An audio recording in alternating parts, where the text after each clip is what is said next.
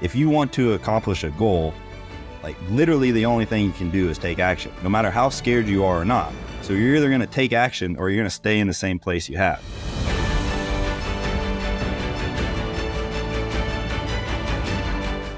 Cody Newton in the house. Excited to have you on board, my man. Admittedly, got to tell everybody here, this is going to be the first time we're doing our new series with high performers. The idea here is we talk a lot with experts about what we need to do to improve our well-being, become high performers. But I got really interested in talking more about like who are high performers and how are they living their lives. And so the first guy I thought of also happens to be one of my best friends, my man, Cody Newton. So I'm excited to have you, buddy. So yeah, tell us a little, actually, before we get started, we were just on moments ago talking about your 8-year-old son, Merrick, came into your office and said, I want to work out. Like he wanted to, which I think most people listening right now, that is rare for an 8-year-old to even an 18-year-old to come in and say, hey, Dad, I want to work out. So I got to ask, and I think a lot of people want to hear this. How do you motivate your 8-year-old to want to work out? Yeah, I haven't probably pushed him like you think a lot of parents, like high performers or whatever, like want their kids to be athletes. I haven't. I'm hoping maybe he's rubbing off a little bit on like seeing me work out and train.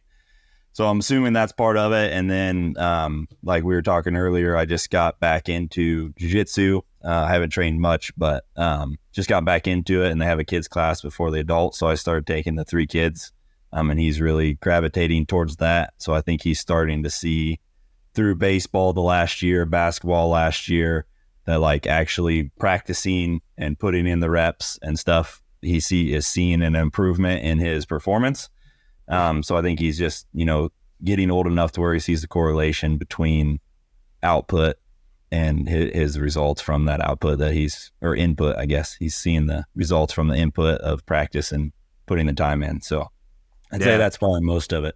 Yeah. I think there's a lot to that. One is encouraging and awarding and endorsing the practice versus the outcome. Like it doesn't matter if you can hit a home run or choke a guy out or get on the wakeboard the first time, right? It's can you go back out and try again when you sucked at it the first time? Yeah. And that's harder. Like definitely the last year or so, he has seen that because he would just get frustrated. Like if he struck out in baseball or whatever it was, but now he sees that like, okay, you're not going to be good at it the first time. He's gotten like wakeboarding, he was struggling to get up, and then this year he's going wake to wake. He's trying to jump. So like now he's seeing like, okay, I don't have to be good at it to start. I just have to do it, and I'm going to get better as I go. So yeah. And I think one of the questions a lot of people have with high performers, I would consider myself a high performer just because other people have told me I am. When I tried to tell you that you were and I wanted you on the show, you're like, I don't know if I fit. I'm like, exactly, shut up. Of course you don't think that. And we'll talk a little bit about like kind of what you do that might qualify you as a high performer. I think people are interested in that. But did you, when you were growing up, is that kind of the same mentality that was encouraged on you? Like just practice, focus on the process kind of thing? Or do you think it was more outcome based, kind of like, when I grew up, it was a lot of like, how many points did you score? Did you win? That kind of stuff. How about for you? Yeah, I'd say for me, like, I think it's probably good that he is different in a way, because for me, my motivation is performance based. I don't necessarily have my drive for the process of like, if I do this, I'm going to get better. I'm more like, I don't want to suck at this, so I'm going to put in the work so I have the outcome that I want, is my mentality. Yeah. Rich Froning was famous for saying, I hate losing more than I love winning. Yeah, right? I'm definitely that way. And I'd say like, I heard a quote the other day, I think it was Ed Milet's son. He was talking to him about a golf tournament or something. But anyways, it related to me. For me, winning is more fun than fun is fun. Yeah.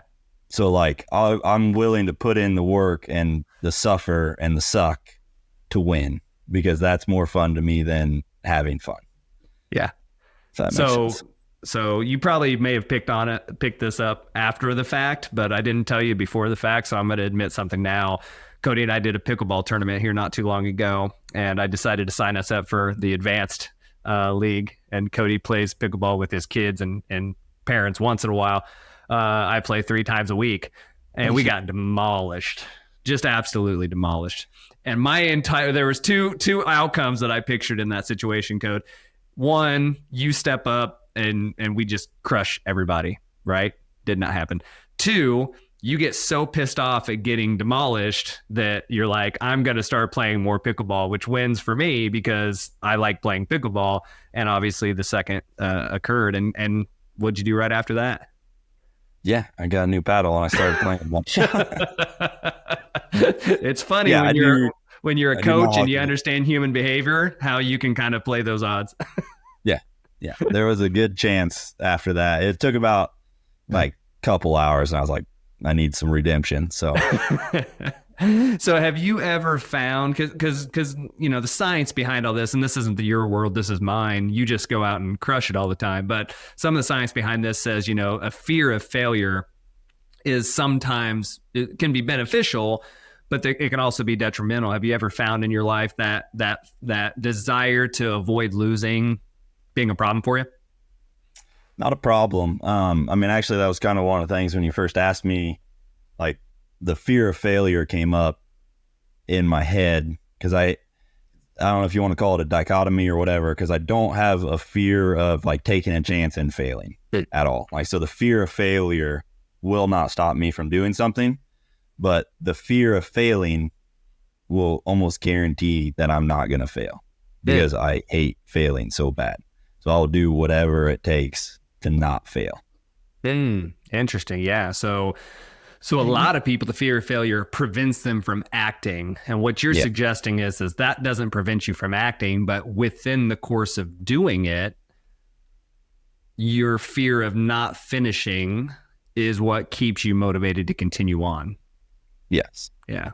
That's powerful for sure, because I could see it being a huge detriment to people who, and this is the case for a lot of people, they're too scared to start because of that fear of failure. But if you can overcome that, then you're a lot more likely to use that in a beneficial way. I think you should be terrified of failing, but you should not start. Like I tell the kids, like whatever it is, like going to the lake and cliff jumping or whatever it is, I say it's okay to be scared. It's okay to have that fear, but it's not okay for that fear to stop you from doing something you want to do. So like absolutely, with little kids, whatever it is, jumping off a cliff, like if you want to jump off a cliff, you want to take that leap, it's okay to be scared, but if you want to do it, don't let that fear stop you from doing what you want. Yeah, absolutely. Should probably note, don't jump off cliffs unless you know what you're doing. They have a little side note there. Water underneath, you'll be all right. There you go. Start low, work your way up. So I think that's phenomenal. That's something that I think probably helped you out a little bit in the last thing that you just got done doing. Well, I shouldn't say last because you've done some stuff since this, but Kokoro always comes back to my mind because you talked about how impactful that was for you. So tell us a little bit about like Kokoro, the experience, just in general, in case people don't know what it is. And then tell us a little bit about what it meant to you being able to go through that, like why you did it, and then kind of the outcome from being able to finish. Yeah. So Kokoro, it's put on by a company called Seal Fit. Basically they have 1 or 2 events a year where it's a version of like civilian version of the Navy SEALs Hell Week. It's ran by all Navy SEALs. The company's owned by Navy SEALs. Your instructors are Navy SEALs. And it's basically a leadership, mental growth program. It was a little over 50 hours. It was out in California. I first heard about it probably 8 or 10 years ago. And I started getting into the military as I've gotten older here and respecting people like Jocko and people like that, as far as people I listen to and podcasts. And really I did it because I wasn't sure I could. I hear the stories about SEALs and people that, like get wounded in battle and lose their legs and they go run marathons, that they climb mountains and, stuff like that. And I can't, I have a family, I'm older, I'm not joining the military or doing anything like that. So I've been the last few years trying to find ways to push myself physically and mentally, because I'm not sure, like you hear those stories And I always try to put myself in that situation. Like, could I accomplish what those people are doing in those situations? And Kokoro was one of them that, I think there's a couple of events in the last few years that have popped up, but for, the last 10, 15 years since they created that program is supposedly some of the hardest civilian training you can go through, like mentally tough. Like, obviously, if people are physically fit, mentally tough, it has less than a 50% pass rate since its inception. So I did it because I wasn't sure I could do it. And I respect the Navy SEALs and the Hell Week. And I wanted to see if I could touch even, remotely close to that type of training and be able to push through. And I did complete it. And our class had right at a 50% fail rate. So, yeah. So coming out of that, you've shared a little bit with me, kind of the feeling, the sensation, the impact that it had on you. But what do you feel you gained? Because a lot of people are going to go, why go through all that, right? Like, why go through the struggle? Why go through the pain? It costs money. So obviously you're investing energy, time, fortitude, all that. But like, what did you get out of that process of doing something that you were afraid you couldn't do? My limits got pushed for sure. So like, if you're here and this is your ceiling and you never try to push up against or push past that ceiling, that's going to be your ceiling forever. So I mean, that event was the hardest thing I've ever done. And like, after doing that event, everything else is so much easier. Like, physically, mentally, you have a bad day, it's not as hard as staying up for 60 hours and getting surf torture and carrying boats and logs and all that. So like, everything else has become easier since that event. Just mentally made me tougher, physically made me realize how much further I can go physically. The kids hear stories about it, so it's something they can look up to. Like, I have a challenge coin that you get if you pass it. Like, that's really all you get. You get a challenge coin and a t-shirt and stuff, right? So it's not like you're training for some big glorious thing. You get a coin. I have it in my wallet, and like, the kids know not to touch it because it's very important and special to me because I did something extremely difficult. Yeah. So to see them see me do hard things, and then, I think it's just upgrading my whole surrounding, everybody around me, pushing myself. They see that. So I'm trying to be an example for others. Yeah. Yeah. Well, I can tell you are, buddy. Myself and your family and everybody around you. We talk a lot about these different dimensions of wellness or aspects of well-being, and I've shared this with you, and you've, appeased me by listening somewhat while I talk about it. But we talk about these, the physical aspects, the mental, spiritual, social, your vocational, even your material or your financial wellness as well. When you think of those aspects of your life, what do you think you do well, or what areas do you feel you lean into that allow you to be a high performer, high level succeeder?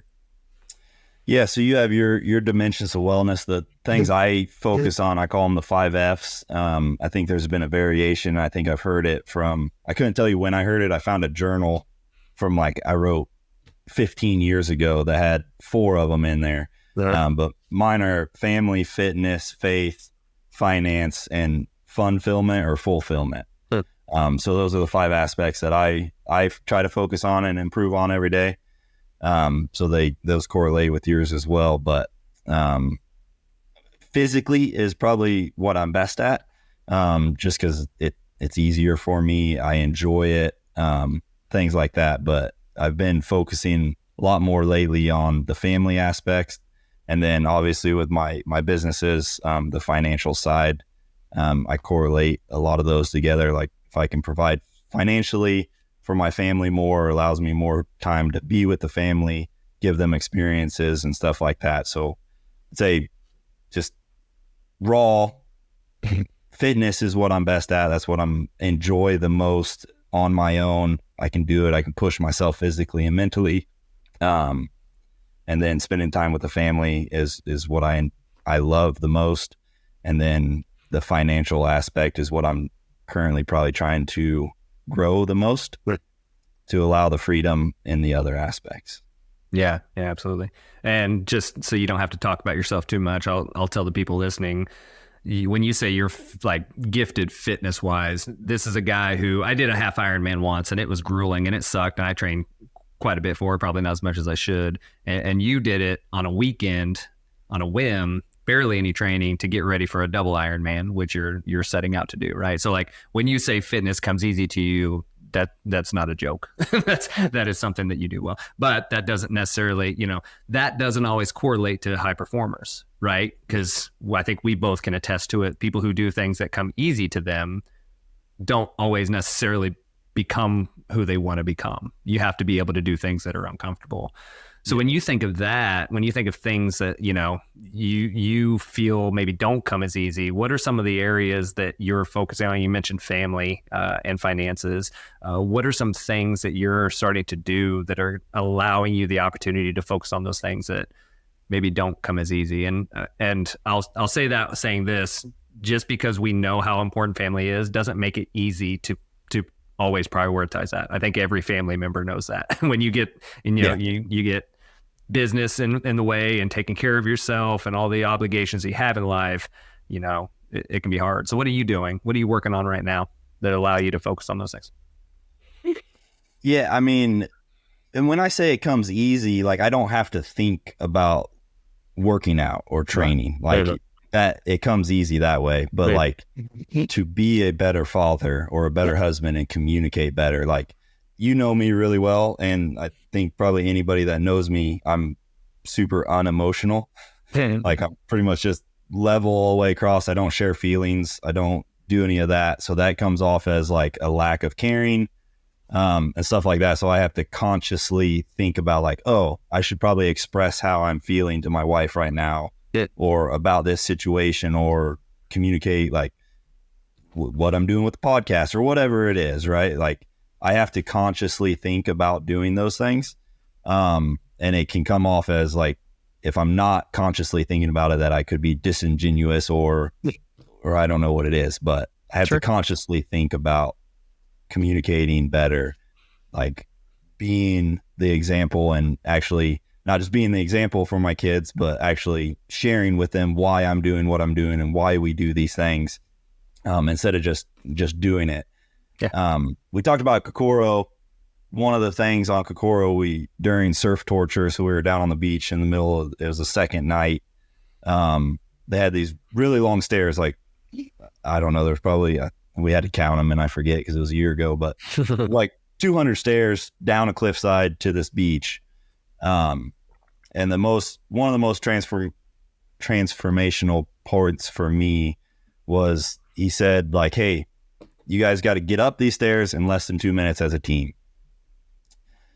So I took off, like he says, go, I take off. Like I'm first up the stairs. I feel like I crush it, but the time doesn't stop till the end. And we did it in like 2 minutes and 30 seconds. And he's like, nope, not fast enough. Do it again. Take off again. I'm first up the stairs again. And we did like, I think 2 minutes and 8 seconds, something like that. Nope, not fast enough. Third time, I get up to the top of the stairs again first, and I had two immediate reactions. Is because I turn and look, and there's people struggling, and like I have a habit of like just going out in front and trying to lead from the front by setting an example. But like that third time up, we did it in like 1:45. So we took almost a minute off from our first time, and we're 50 hours into the event. So like that taught me we have way more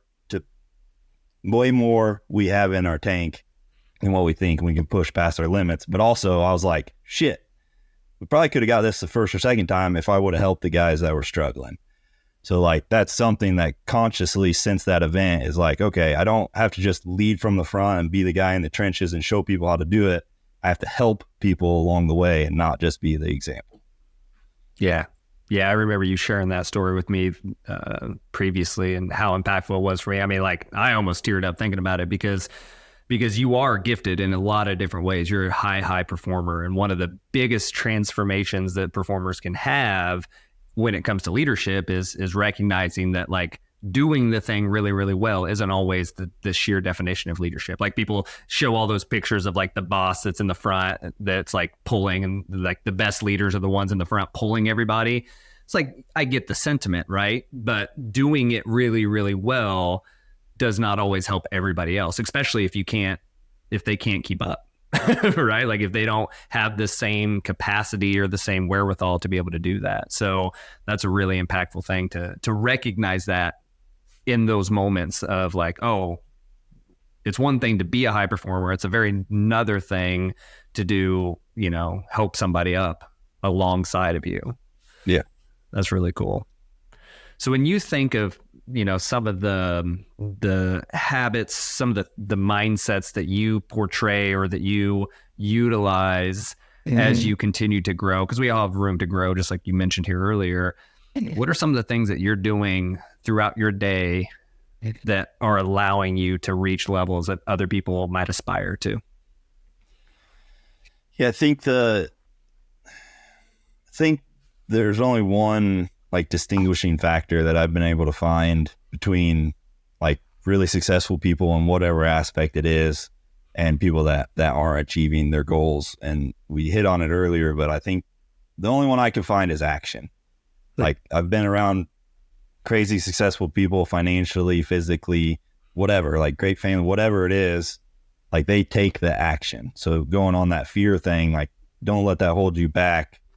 Because I've met people way wealthier who aren't, in my opinion, nearly as smart or as gifted or whatever. They just took the action.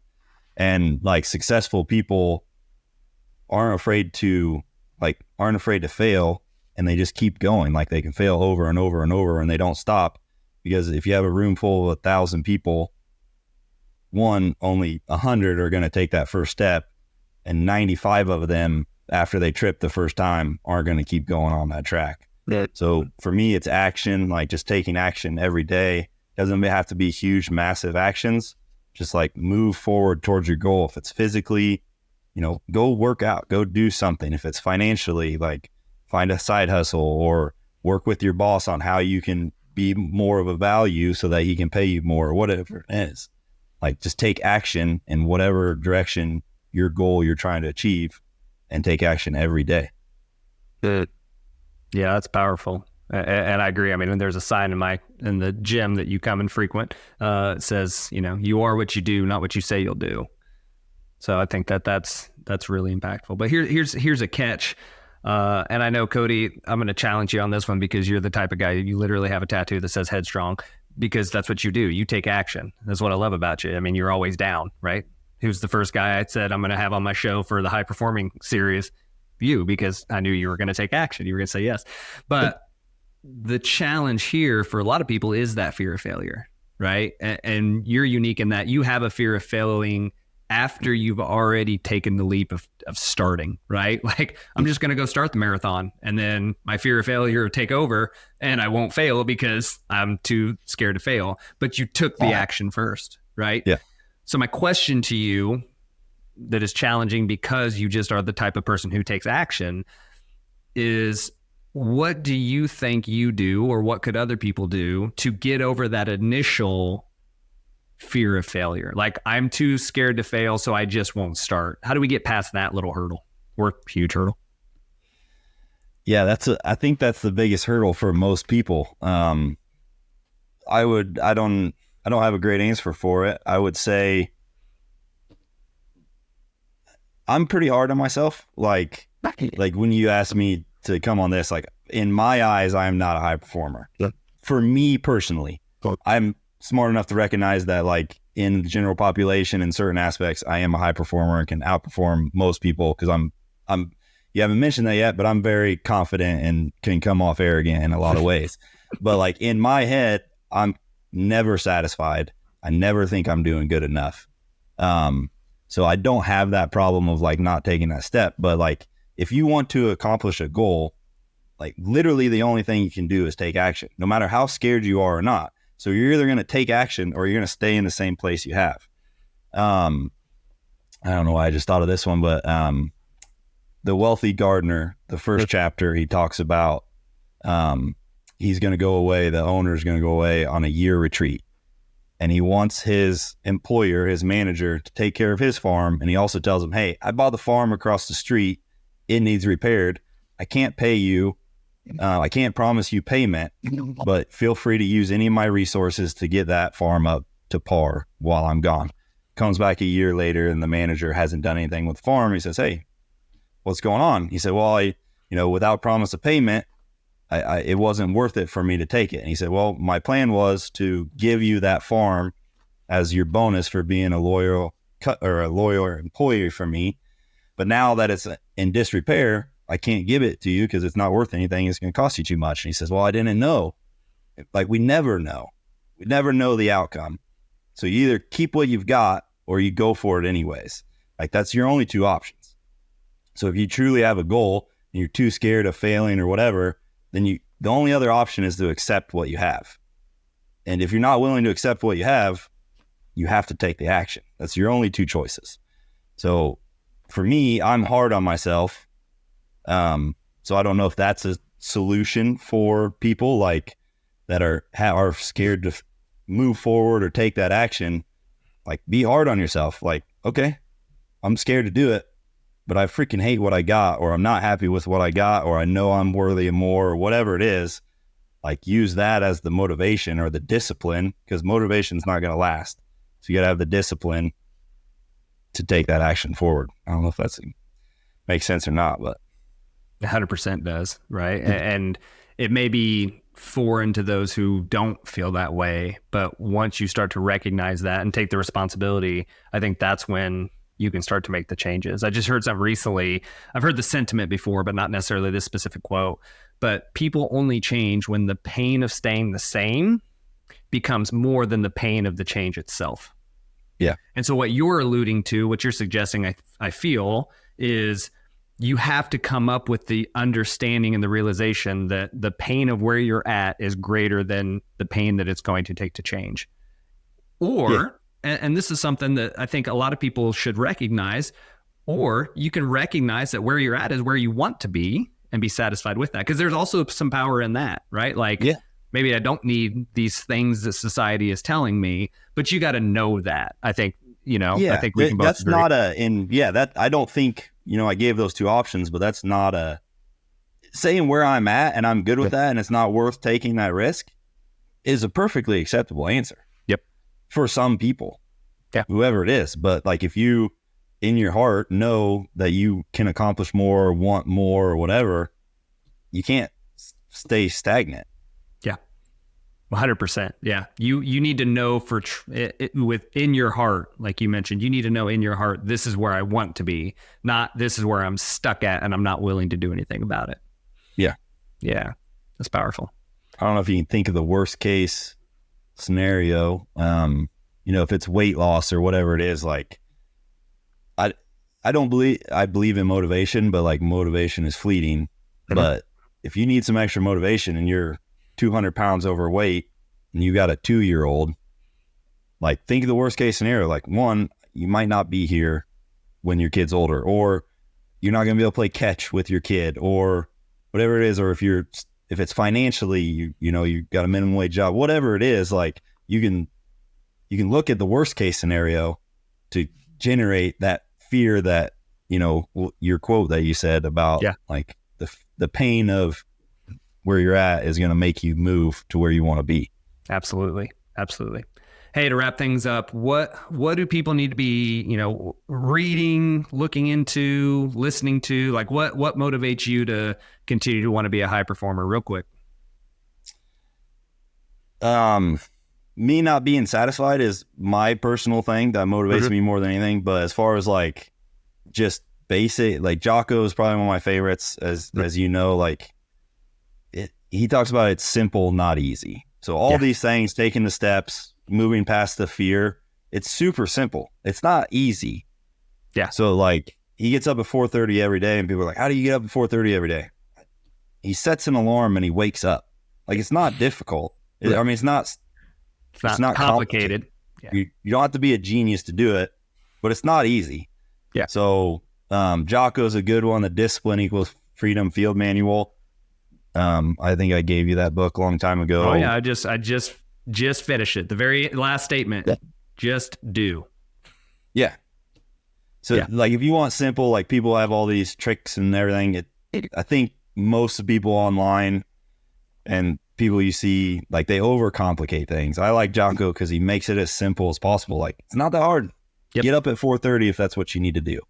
If you're looking to make more money, do X. If you're looking to lose weight, do X. If you're looking to have a better family, do X. Like, communicate with your wife better, spend more time with your kids. Like, it's not super complicated. I like to keep things simple. I'm not the smartest guy in the world. So I just like, hey, here's what I want. This is what I need to do to get it. And I do it. Yeah, I love it. I think a really powerful takeaway there is know what you want and then figure out how to get it. But you got to know. Yeah, that's awesome. Yeah.